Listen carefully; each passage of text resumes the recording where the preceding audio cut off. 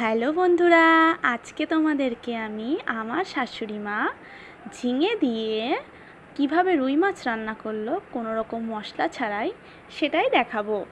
তো চলো, সবার প্রথমে আমার শাশুড়ি মা আলুগুলোকে কেটে নিল, দিয়ে জলের মধ্যে রেখে দিল। এবার ঝিঙেগুলোকে কেটে নিচ্ছে ছোট ছোট টুকরো করে।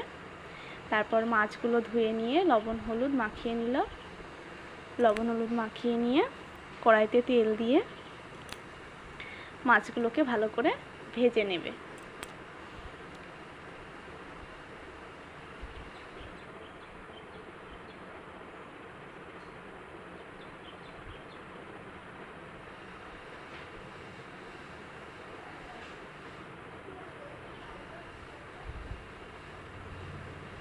এবার ভাজা মাছগুলোকে তুলে রেখে তেলেই আবার ঝিঙেগুলোকে ভেজে নিল।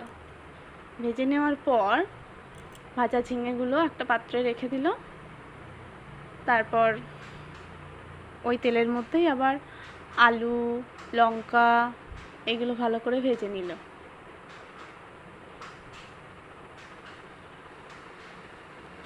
আলু লঙ্কাতে লবণ হলুদ দিয়ে দিল, দিয়ে ওর মধ্যেই আবার ঝিঙেগুলোকে ঢেলে দিল।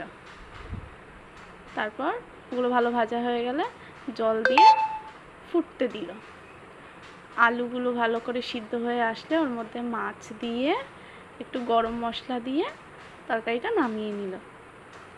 তারপর গরম গরম ভাতের সাথে তরকারিটা খেতে যে এত টেস্ট লাগলো, তোমরা নিজেরা রান্না করে না খেলে বুঝবে না। তো চলো, আজকের মতো এই পর্যন্তই। আবার দেখা হচ্ছে পরের ভিডিওতে।